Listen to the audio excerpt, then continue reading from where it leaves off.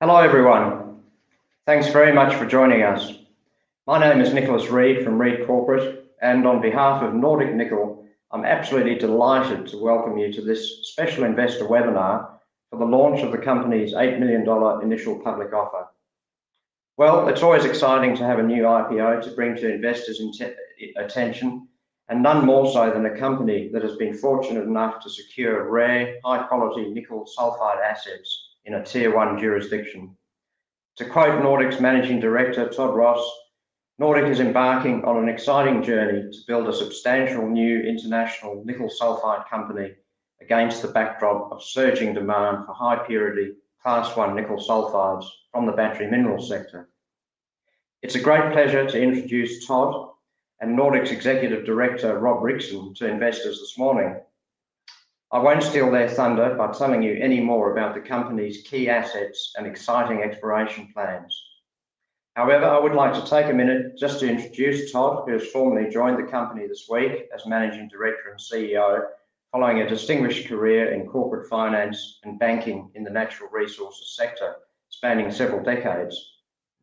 Todd is well known to many people in the Australian resource sector, having until recently been the Managing Director and Head of Western Australia for BNP Paribas here in Perth.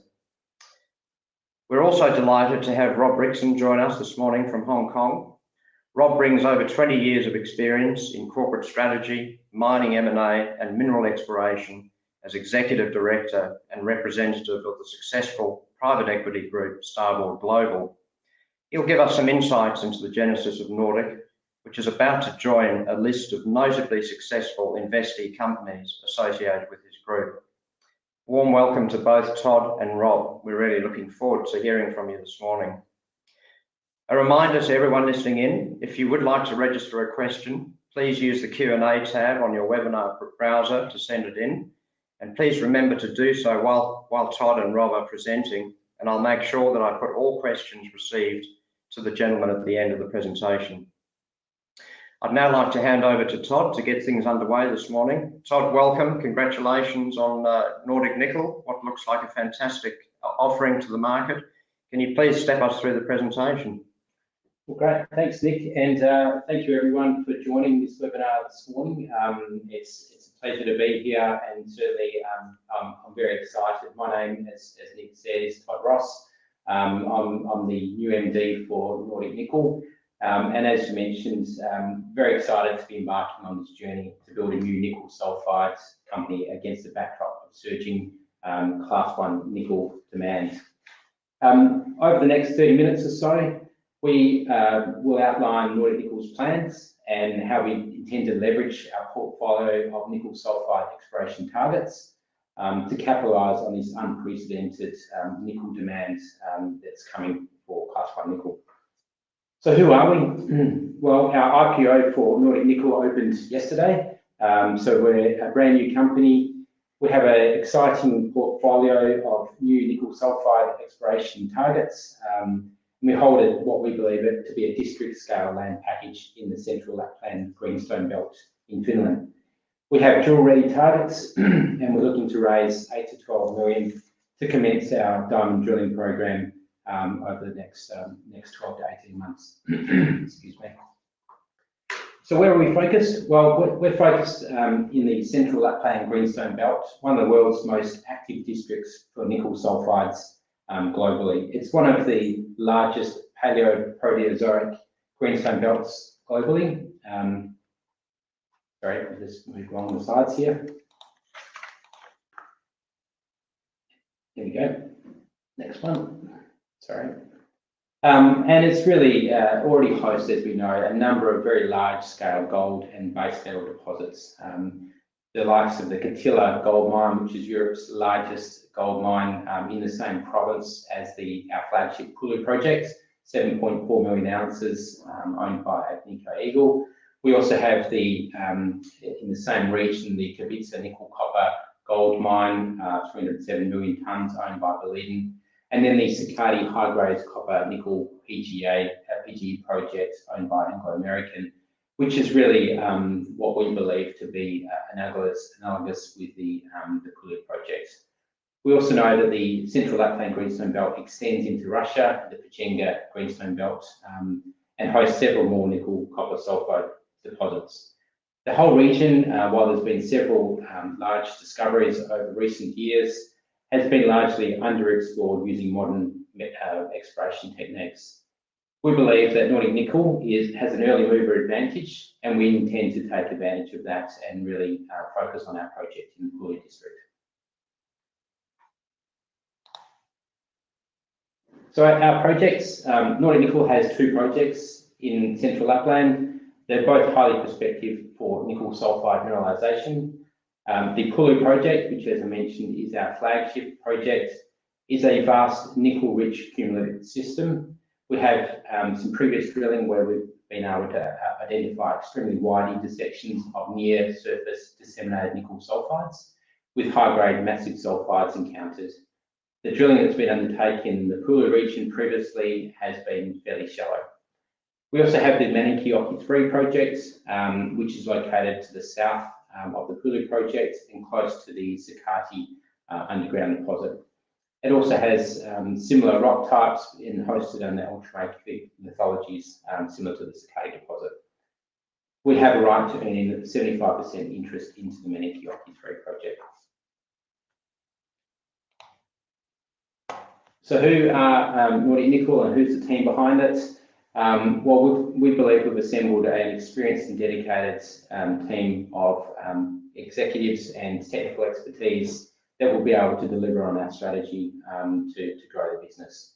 Our chairman, Marcello Cadesi, is a corporate lawyer, was previously the partner at Gilbert and Tobin, and has over 25 years history experience in capital raisings and assisting junior to mid-tier mining companies. Myself, as Nick mentioned, a career of 23 years in banking in the natural resources space. My last role was the Managing Director and Head of Western Australia for BNP Paribas, where I had a client base of around 25 clients in Perth, responsible for the entire execution and ongoing relationship management for that portfolio, ranging from junior mining companies right through to corporates. Rpsg, who's on the line and will be able to answer any other questions as well as we go through the presentation. He runs a private equity firm called Starwood Global out of Hong Kong and has been responsible for bringing together the Nordic Nickel business and the assets with our partners in Finland. Juho Havrinen is our technical director. He is also the head of exploration for our partner Magnus Minerals in Finland and will provide ongoing technical support. He's a nickel expert and highly regarded in Finland.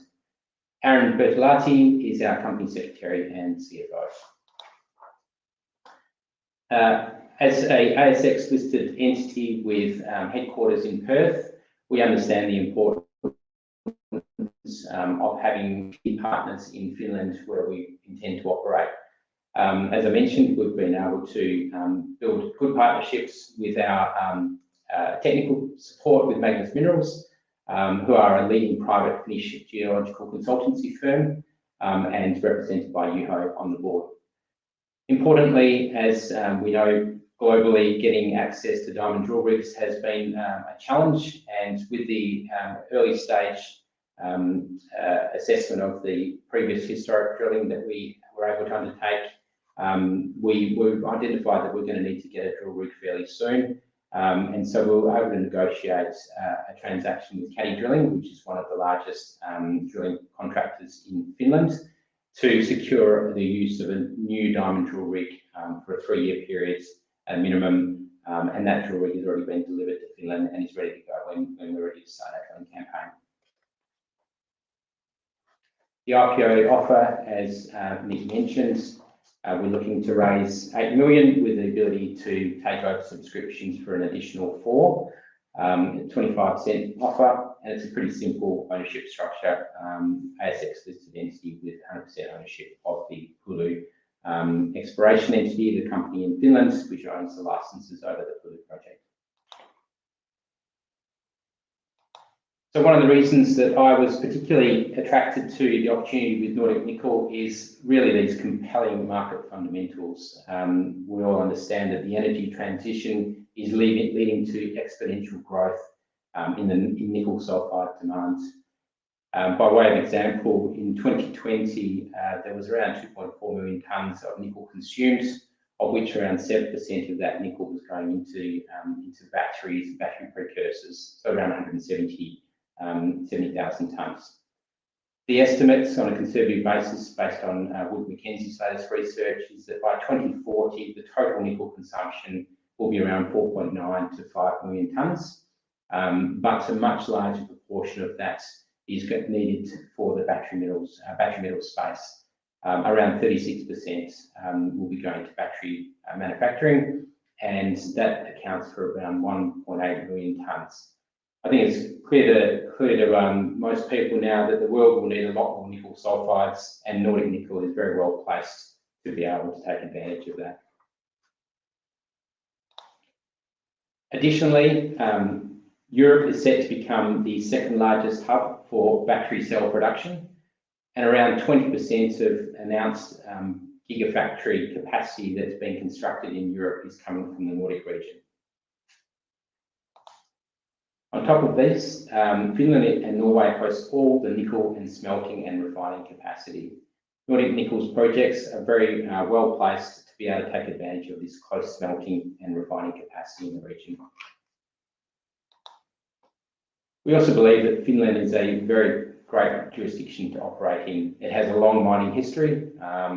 They have a strong mining code, and they've also been one of the first countries to unveil a national battery strategy, where they're looking to encourage investment from raw materials, investment in exploration and mining development, right the way through to construction of battery plants and battery manufacturing in the country.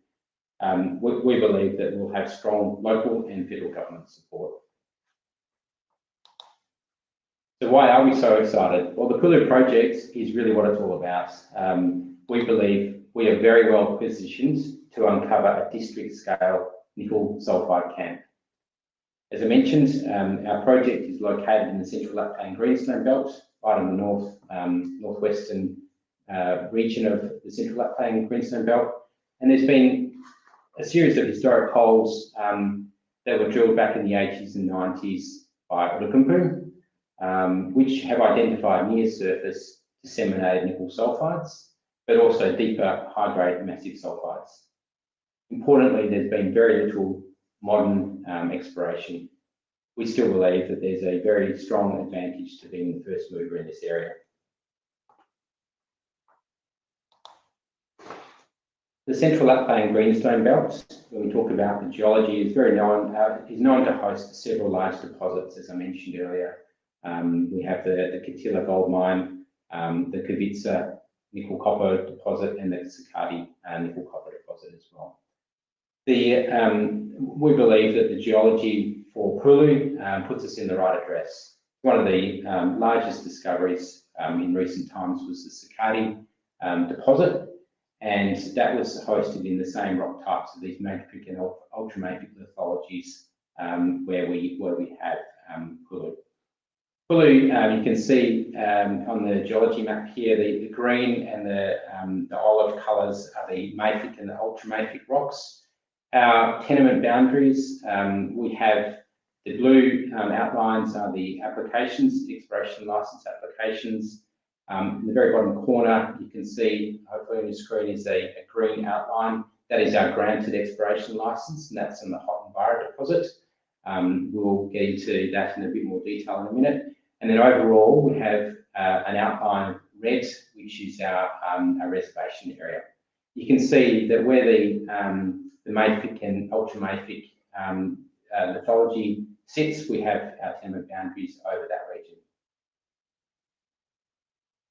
Overall, it's around 395 square kilometres, so a very big area that we have the reservation over.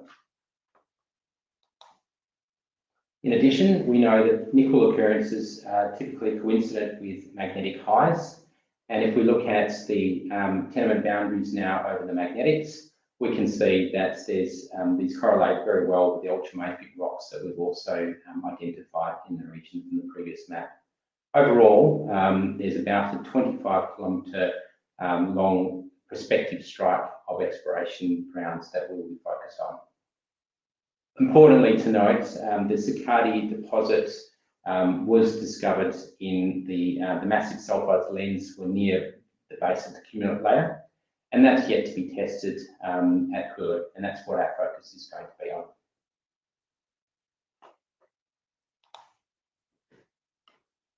As a example and the theory behind our exploration strategy, we believe that Pulu is a very strong analogue to the Sakatti deposit. The conditions are right for Sakatti style mineralisation. Not only do we have the right geology with the mafic and ultramafic rocks, we have the magnetics that underpin the exploration strategy that's been undertaken so far, but also we have previous drilling which indicates some very wide intersections of disseminated nickel near surface, but we also have some very high nickel massive sulfides at depth, with those nickel blebs increasing further at depth. Importantly, the Sakatti deposit really changed the exploration strategy in the Central Lapland Greenstone Belt when it was uncovered using downhole EM and modern geophysics. We'll undertake further downhole EM surveys around the region, and we've already undertaken some already, and I'll show those in a second. So the previous drilling that was undertaken back in the 80s and 90s was really focused on open pitable material. Outokumpu were looking for new open pit mines to feed its smelter. There were 51 holes drilled across the Hottenvara license. This, as I mentioned before, is the very bottom corner of our entire exploration reservation area, and it accounts for about 5% in total of our reservation area, which is less than around 2% of Pulu overall. Importantly, the drilling that was undertaken by Outokumpu back in the 80s was only around 200 metres, with only one hole getting down to around 300 metres. Some examples of the drill results from Hottenvara. We've been able to get access to that previous database from the Outokumpu exploration days and relog and remap all of that data. And it's clear that there's both the near surface disseminated nickel, but also the higher massive sulfide intersections. In terms of the near surface, we're seeing some very large intersections, 97 metres at 0.33% nickel, or 141 metres at 0.27% nickel. But also, what's really exciting is the massive sulfide intersections dispersed in these intersections, where we're seeing the likes of 0.26 metres at 9.61% nickel. And that's where the theory is around the sediment of that nickel sulfides at depth, and it hasn't been explored using these modern exploration methods. If we take a look again into the Hottenvara licence area, and again overlay with the previous drilling that was undertaken by Outokumpu, the strategy was really focused on drilling the low gravity response through the gravity surveys that were undertaken earlier on. And you can see this blue channel of low gravity response, and where there's been drilling that's undertaken and picked up some really interesting grades of nickel. We believe this represents a strong opportunity to be able to continue to grow the nickel resource by doing further drilling in that channel between the Hottenvara 7 mineralisation, which you can see in the bottom left-hand corner of that map, but also up towards the Hottensajo region to the right of the map as well.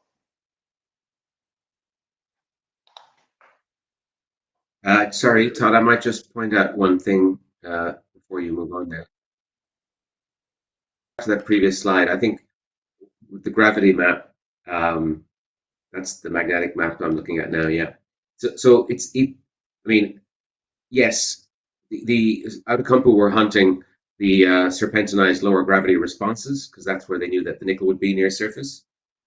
We can certainly fill in the channel, but what you have to understand, what makes Pullew so interesting, is that this gravity channel, this low gravity channel low, continues on upwards, particularly to the northeast, up following the blue-green low gravity response, and this is just Hattendvaara, or part of the Hattendvaara license, which is the granted license we have at the moment. This is where all of our focus will be. But this channel continues on, following the ultramafic layer, following the magnetics, all the way up, for 25 Ks. So, the potential for the near surface disseminated stuff is enormous. And this near surface disseminated stuff is relatively low grade, but at today's nickel price, it would certainly be mineable and would make a lot of money. But, what we're looking at here is, you'll see later, an enormous exploration target just on Hattendvaara alone. But this thing just continues ad infinitum. Oh, not quite ad infinitum, for at least 25 Ks to the northeast. So, the amount of, and we know that what we know so far is that there have been nickel occurrences already showing up in the GTK database that are logged. So, this nickel and this ultramafic rock continues, and it's highly enriched in nickel. And in fact, when you look at the intersections that we've seen so far, extremely wide, and this is pretty uncommon, 80, 100, 140 meters of this stuff, it's clear that the system was really, really rich, and a vast amount of nickel was swirling around in the system at the time. And it's the perfect system, the perfect conditions for formation of massive sulfides, which is what we thought at the time when we first acquired the project. We didn't even realize that actually previous drilling had in fact intersected massive sulfides already. Not only that, extremely high tenor massive sulfides, which is extremely exciting for what we're looking when we're looking deeper, when these veins coalesce deeper down, which is what seems to be the geological model that we're seeing in the Central Lapland Greenstone Belt. There's a very high likelihood that these sulfide lenses, when they accumulate, can also be particularly high in nickel tenor. So, overall, it's just a system which has a huge amount of nickel in it, and has had for obviously since it was formed. And so therefore, you don't get these wide intersections without that. So there's just an enormous amount of nickel swirling around in this system, and it should have accumulated a little bit deeper down, and we're going to try and find these things. So we'll get onto the two-track exploration plan later, because in fact, the near surface disseminated stuff is actually quite valuable, extremely valuable, but probably the home run is to find these high-grade massive sulfides a bit deeper down.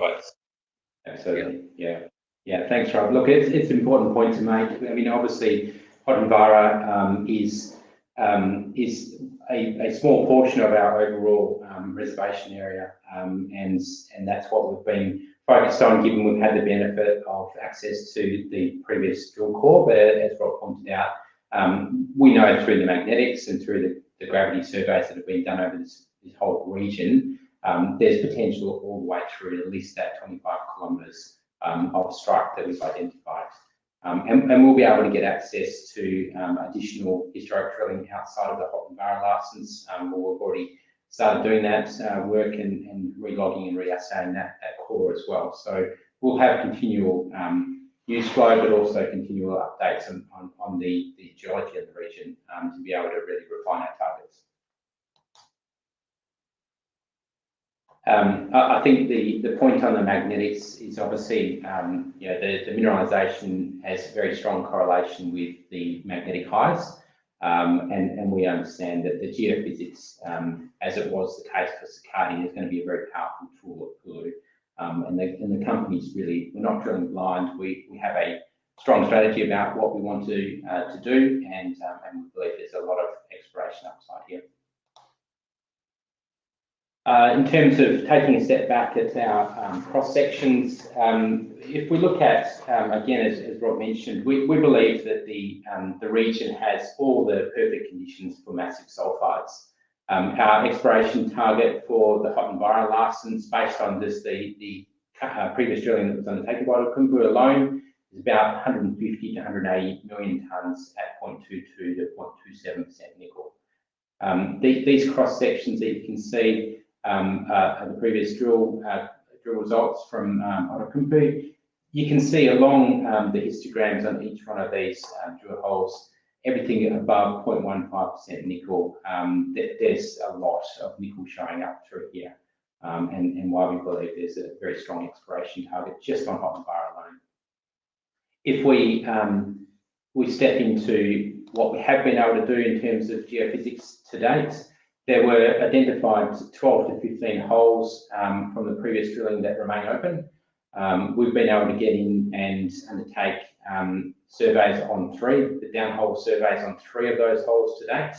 And what got everyone excited was in the middle of the screen here, you can see with the circle around the target 1 off-hole conductor. That's a conductor that was picked up through the downhole EM on hole 40. And it's really showing an intercept with very large 5% nickel massive sulfide intersection from hole 30. So it's reconfirming the theory around the massive sulfides accumulating at depth. But it also shows a very large conductor around 200 meters of depth. Downhole EM is typically good for around 200 meters or so.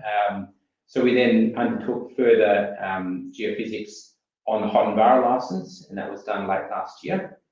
And if you keep an eye on this data here, or this slide here, and we step back out with the fixed loop EM results, you can see now that blue plate that we'd identified in the downhole EM has also been picked up by the fixed loop EM survey. But excitingly, we also have a large plate that's been identified around the 400 meter mark, and then a very large plate that's been identified around this 800 meter mark. That yellow plate in the middle of your screen is around 1.2 to 1 kilometre in size, and it's a very interesting target that we'll be focusing on as soon as we get the drill rig on site. Importantly, at the bottom, we're seeing these very large blue plates around that 1,500 metres. That may be the base of the cumulate layer. We don't know yet, and to be tested. But as we said, that is where we're seeing in Sakatti the formation of these massive nickel sulfides. To give you an idea of the drilling historically that has been undertaken compared to the Sakatti deposit, you can see that the drill holes that we've undertaken previously are very shallow in relation to where the Sakatti deposit was discovered. And again, reinforcing the message that we'll need to be using our downhole and fixed loop EMs to be able to really understand the geology and get in and drill.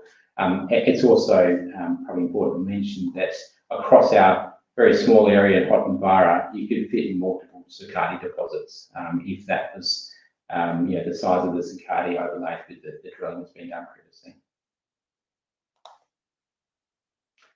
So beyond Pulu, and obviously a very exciting project, we also have the Menenkiokki 3 project.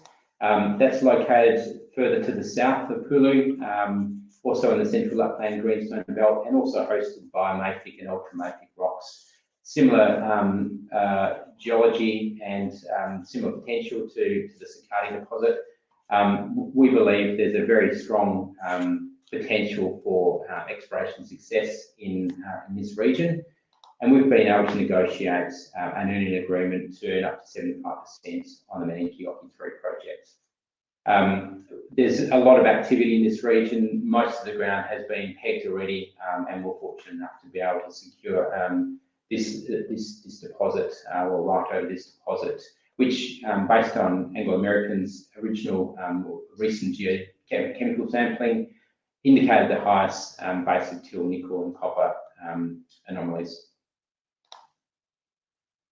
We understand, just to step through into our ESG strategy, we understand it's extremely important to be operating in a responsible manner. That's certainly Nordic Nickel's intention. We've already engaged with community, both local community and state level community members to really develop those relationships. We have the benefit of the Magnus Minerals team in country who have a lot of these relationships, but we've also undertaken to engage Social Suite to assist us with our ESG framework delivery. So our plan for 2022 and 2023 and beyond, really our strategy is twofold. It's targeting these bonanza massive sulfides, and that we will undertake through extensive geophysics and then getting in and doing additional, commencing our drilling program. The second part of our strategy is expanding this near surface resource, as Rob touched on. And then if we really look at our focus for 2022, we have undertaken met test work already on the drill core that we've had access to on the previous holes that were drilled. And we will be able to put out a main resource on the Hottenborough license in the next few months. We also have access now, as I mentioned earlier, to drill core from other areas within our Hulu region, and we'll be undertaking re-logging and re-assaying of all of that core. We'll also then undertake further downhole EM on the holes that are open on Hottenborough, and we'll complete a moving loop EM for this year to be able to complete a full 3D model and our targeting for 2023. There's going to be a lot of news flow. There's going to be a new resource or maiden resource put out this year. There's going to be the re-logging of that core that we'll be able to announce later this year, as well as the geophysics and the results from that. Throughout 2023, the plan is to get the drill rig on site and then commence our drilling program and leave the drill rig there for around 14 months. So we'll be drilling around 20,000 holes over the period of over 2023. And that's the Nordic Nickel story. So thank you again, everyone, for the opportunity. We're pretty excited about where we're heading, and we think there's a huge potential going forward. So I look forward to taking any questions. Thanks very much, Todd. We'll just bring Rob back from Hong Kong as well.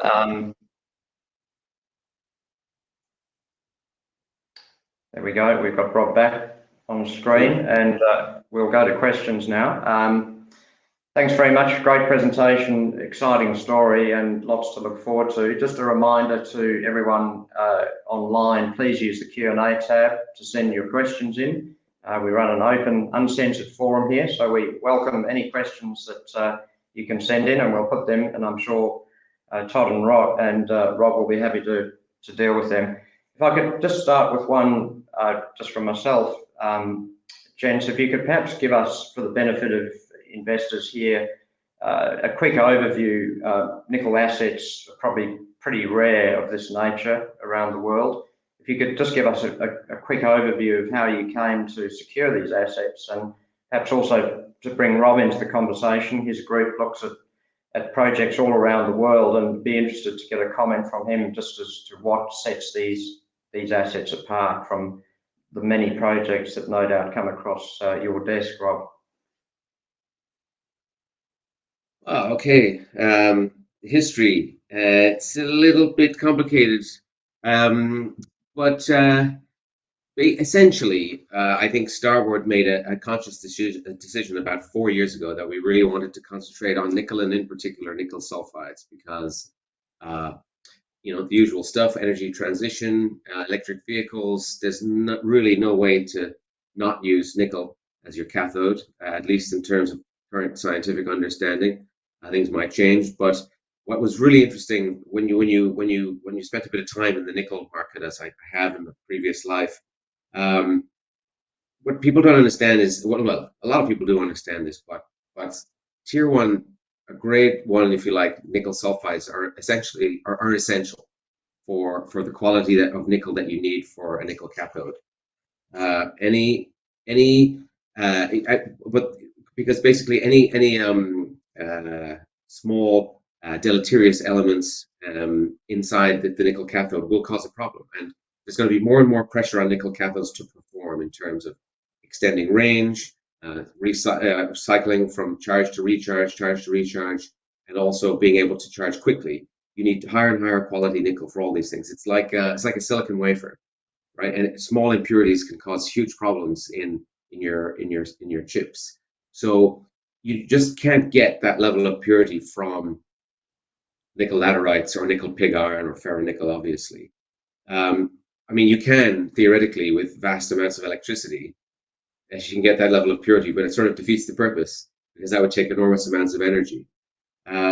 So, but what people sometimes don't forget is that almost all the growth in the nickel supply over the last 20 years has come from laterites and nickel pig iron. And nickel sulfides haven't grown all that much. It's staying pretty steady. And nickel sulfides are hard to find. So when you look at the gap of maybe 1 million tons of nickel that's required by 2040, it's much worse than it looks. It's not that you need an extra 1 million tons over the 4 million tons that you're expected to produce. You actually need an extra 1 million tons over the existing 1 million tons of nickel sulfide, or 1.5 million tons. So it's actually almost 100% or 75% deficit. Not a 20% deficit. So this was the focus. And we were told to go have a look at the Central Lapland Greenstone Belt, because that's like Abitibi, like this Norseman Wiluna Greenstone Belt in Western Australia. This is where you can find vast amounts of nickel sulfides if you look hard enough. And because Finland really wasn't explored properly up until 2000, because it was only Finnish companies could explore. And look, don't get me wrong, Outokumpu found some great deposits, but they were primarily looking in the Eastern Greenstone Belt, not so much on the Central Lapland Greenstone Belt. That really was, and it was only really explored quite to the open pit level, sort of 0 to 100 to 300 meters. But on the Russian side of the border, they found some extraordinarily good nickel deposits in the Pechenga part of that belt. World class, and in terms of size and for nickel and copper sulfides. So clearly they were there. And then the discovery of Sakatti just changed everything, because people began to realize that actually the good stuff, the really good stuff, sank to the bottom of the cumulate layer, and you had to drill deeper. So basically, this is a clear frontier, but we weren't the first in there. I mean, the entirety of the Central Lapland Greenstone Belt is pegged now. Like, everyone's there. Well, not everyone, but like basically Rio have a vast amount of ground. Anglo American were in there pretty early. Boliden are there. First Quantum are there, and everyone wants more ground. So, but luckily for us, I was introduced to Magnus Minerals. Magnus Minerals have a number of projects in the Central Lapland Greenstone Belt.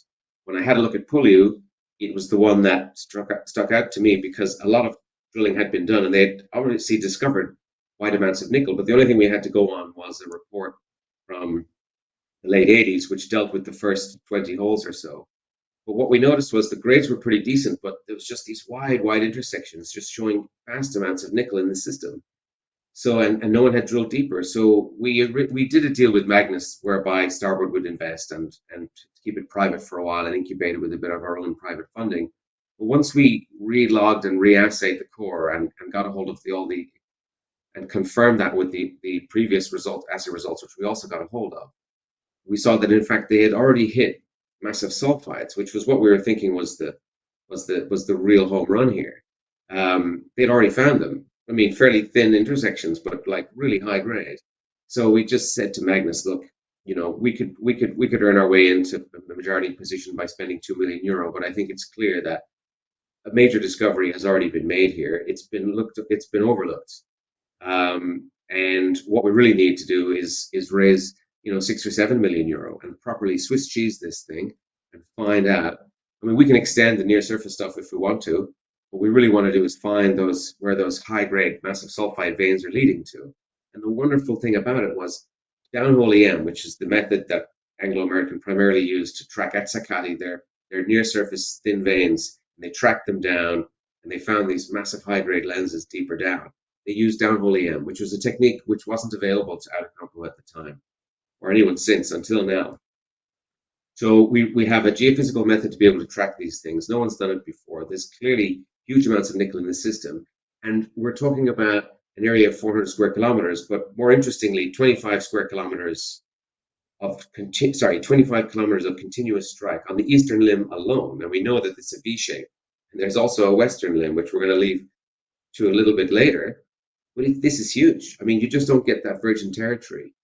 It's like going into Kambalda 40 years ago, and no one's looked at it. And this is huge. I mean, this is the kind of district scale that major mining companies are interested in, and we've managed to get our hands on it.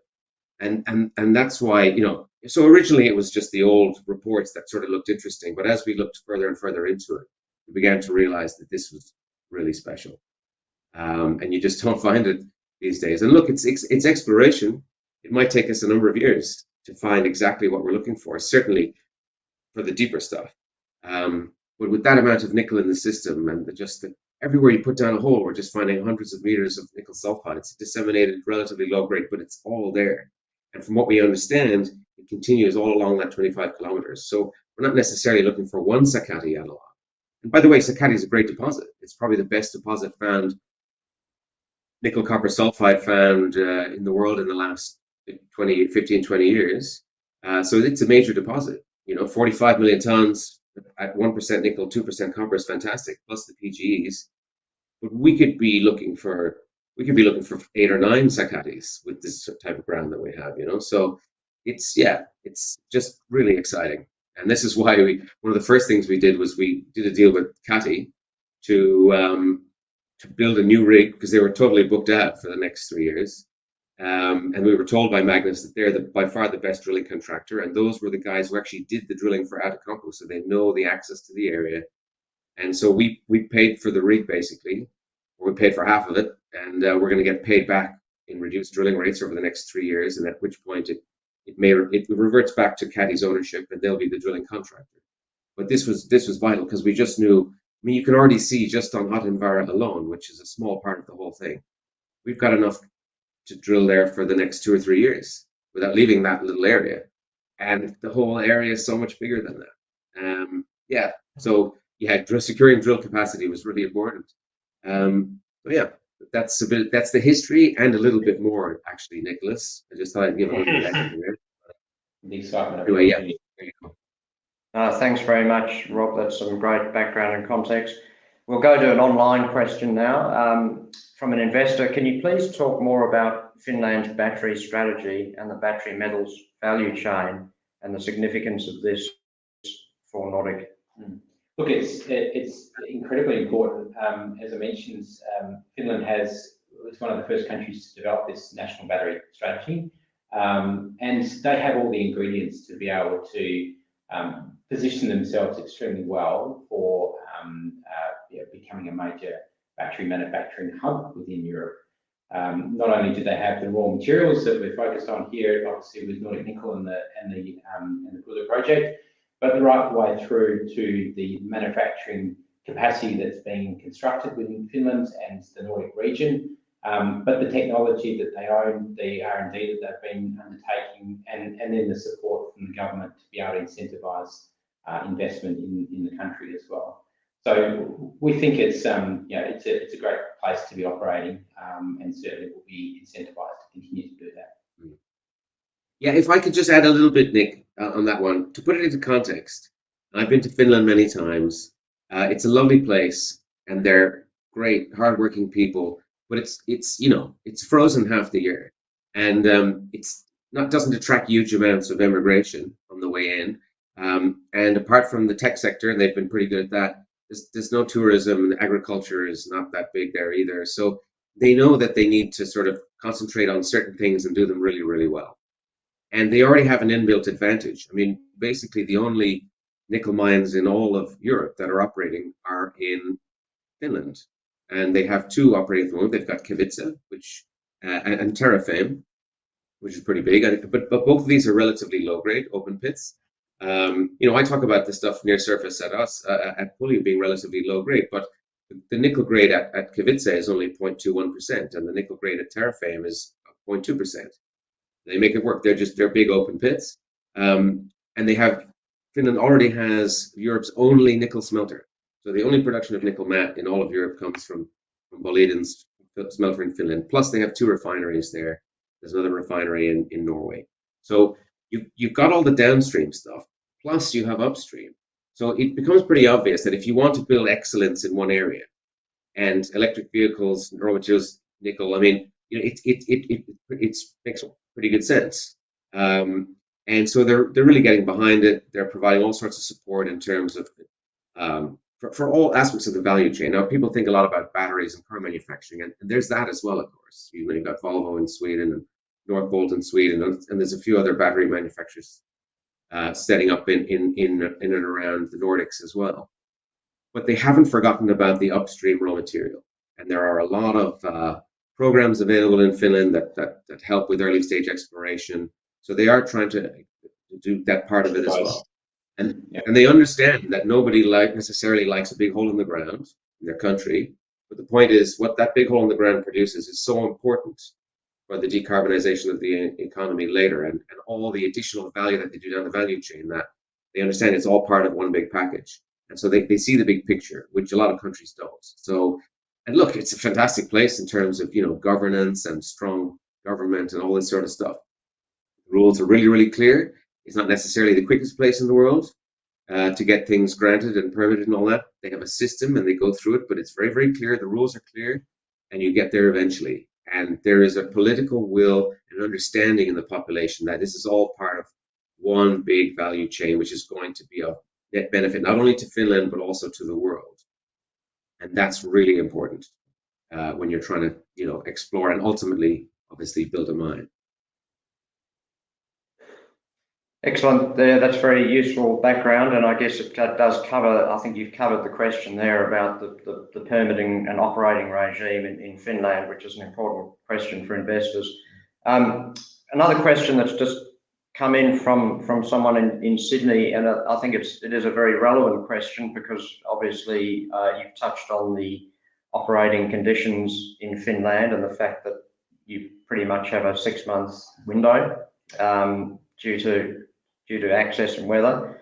The question is essentially, what other projects or news flow can you deliver in that period when you're not drilling? Yeah, look, it's a very, very relevant and important question. Look, I think if we take a sort of step back for a second about what the plan is for this year, we will be able to access and relog and reassay the drill core that we've got from other areas around the Kuli project. So there'll be additional news flow coming from that side. As we mentioned, we will be putting out our JORC resource based on the Ottenbarra drill core that we've been able to re-assay and remap. We'll have the geophysics that will be undertaken. We can get out to site to do that. And then we'll be planning our full 3D model for the drilling program that will commence in 2023. So access to sites, really getting a drill rig comes down to when we can cross a river to get into that area. The river itself freezes over around December, January. The drill rig we can get in around that time. And as I mentioned, the plan is to leave it there. So that drill rig will be put on site in January. There'll be a lot of news flow between now and then anyway, but then once the drill rig is on site, it'll be left there for 14 months. And we'll be drilling out around 20,000 metres over that period. So we'll be able to continually have news flow coming through. There's a lot of work to be done, and there's a lot of information and news flow that will be coming through between now and then as well. I guess a related. Sorry, Rob, go ahead. Address that as well. I think the question may have referred to the fact that maybe we can only drill 6 months a year, and that is actually not the case. It is the case in a lot of large parts of Finland, but it's not. It doesn't go the way most people think it does. In a large parts of the Central Lapland Greenstone Belt, you can only drill in winter. People think that you can only drill when it's not winter, but it's actually the other way around, because a lot of the area is a bit boggy, and you just can't. When the snow melts, you can't move the rig around, and so actually the peak drilling season is the 6 frozen months up in Lapland actually. But for us, we're quite lucky because a lot of the Ottenbarra area is on quite high ground. So once we get the rig in, and access at the moment is only over the river is January, so that's why we're waiting until January to get started. But we actually have a lot of work to do before we want to get started drilling anyway.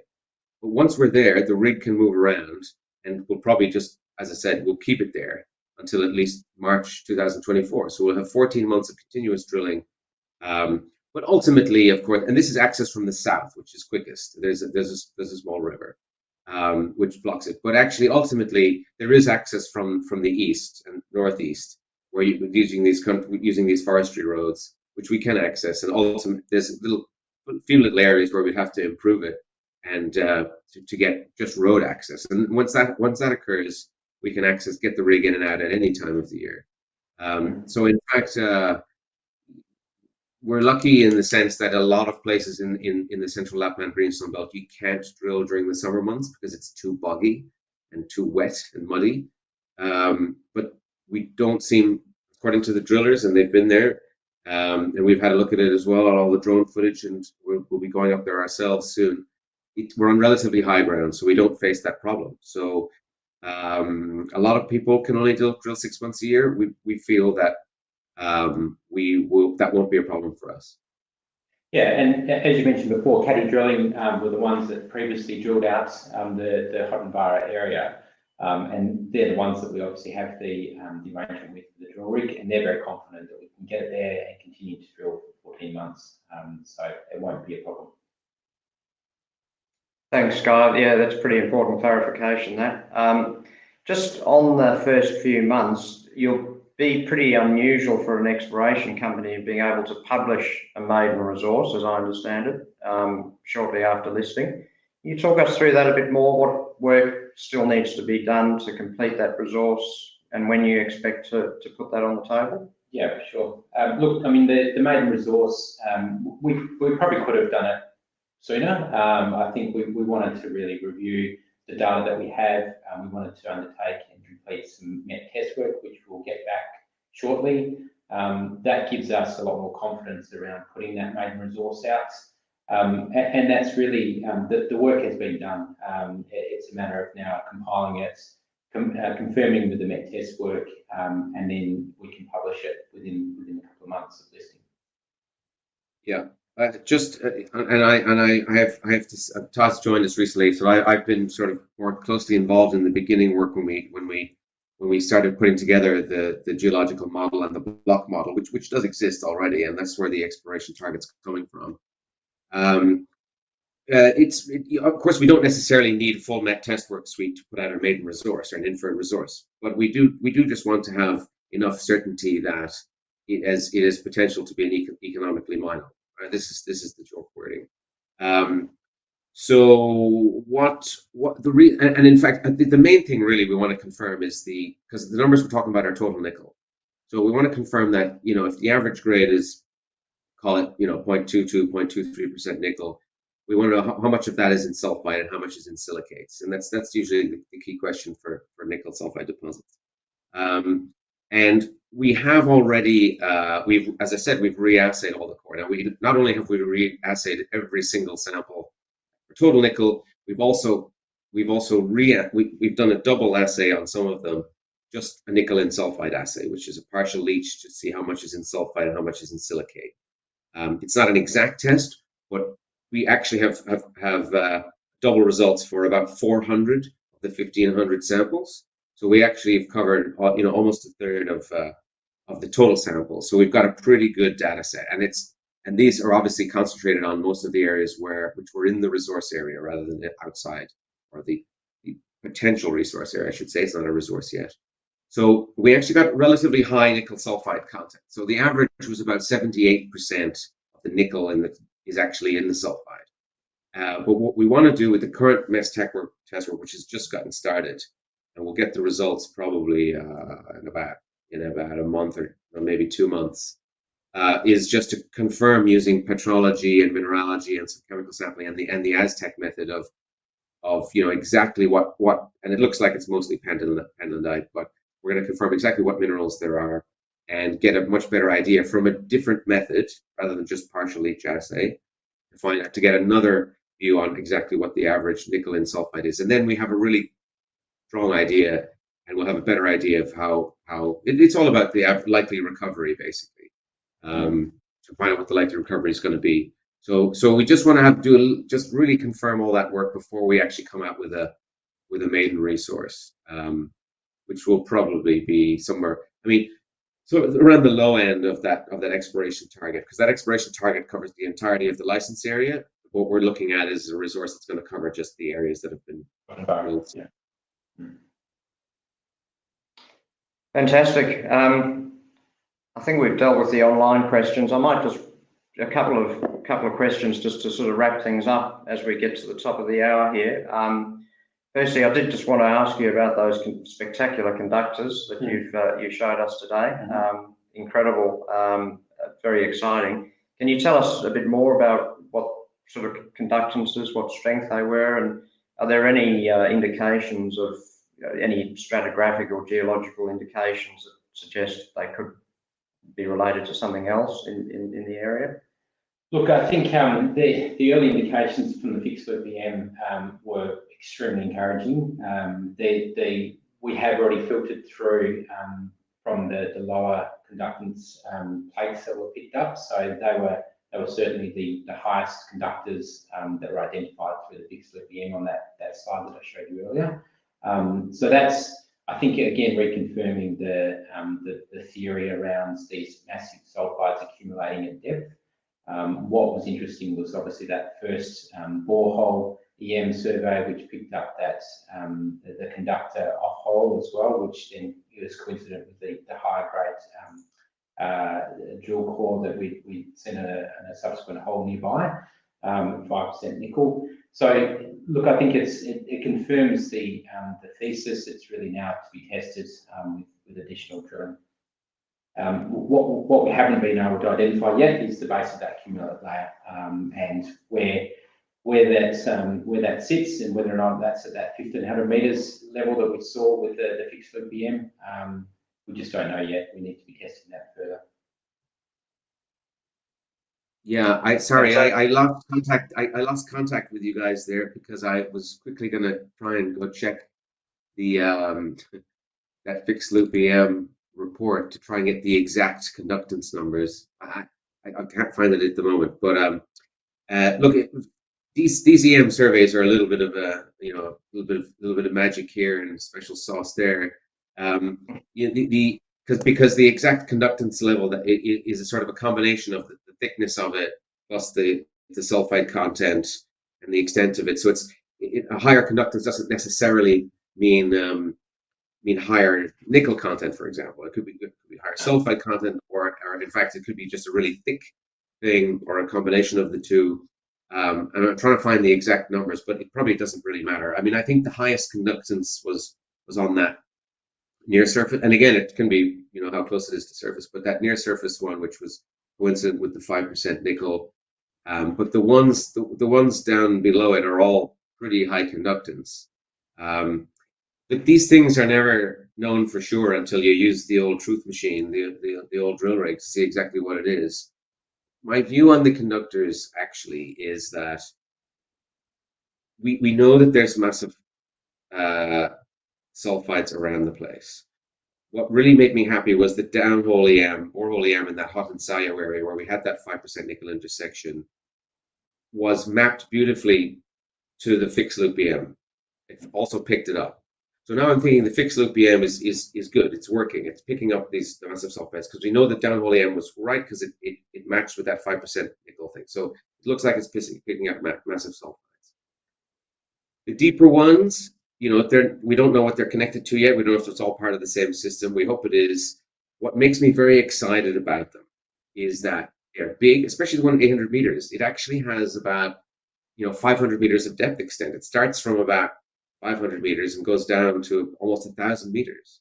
This looks very similar to Sakatti, which also had quite significant depth extent. The best part of Sakatti lies between 600 and 900 meters, and it was about 1 kilometer by 1 kilometer spatially from the top, where ours is actually bigger than that. But anomalies can only get you so far. I mean, it could well be a massive sulfide. It could be something else.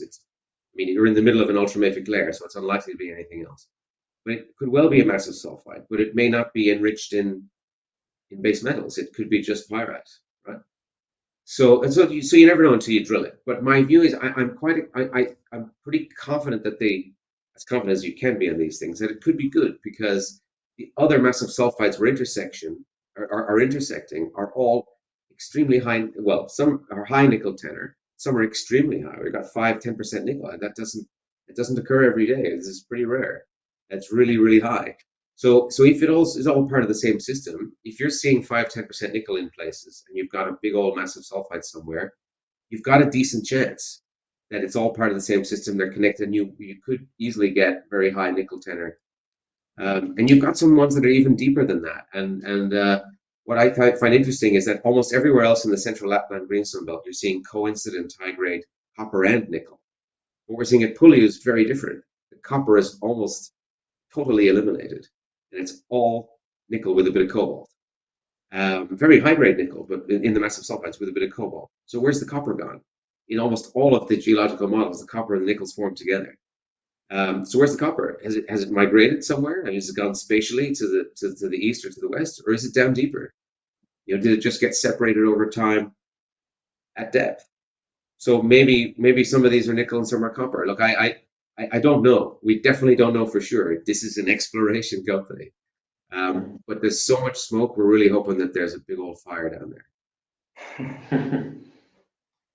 Oh, that's I think a great way of wrapping things up.